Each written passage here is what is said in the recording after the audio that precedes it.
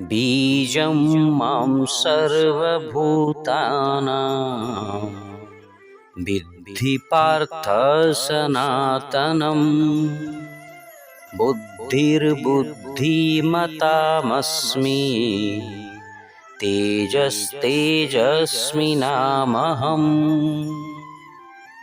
एठारे प्रभु श्रीकृष्ण कहउछन्ति जे से सेही बीज अटंती जहाठारु समस्त प्राणी सृष्टि होइथांती।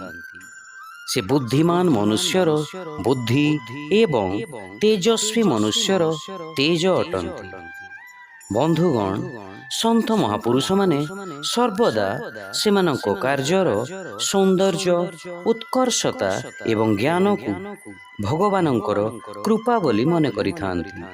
उदाहरण स्वरूप तुलसीदास कहिछन्ति, न मैं किया न करी सकऊं साहिब करता मोर करत करावत आप हैं तुलसी तुलसी सोर।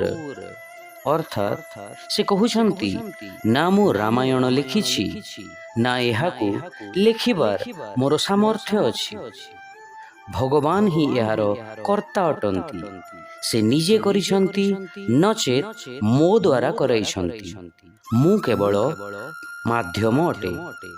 किंतु बंधुगण, संसार भावी थाए एसबु तुलसीदास लिखिछन्ति। एठारे श्रीकृष्ण स्पष्ट भावरे कहउछन्ति जे से प्रतिभावान व्यक्तिंकर प्रतिभा अटंती एवं बुद्धिमान व्यक्तिंकर बुद्धि अटंती। शिक्षा, हे अर्जुन, मते समस्त प्राणींकर अनादि बीज रूपरे जान।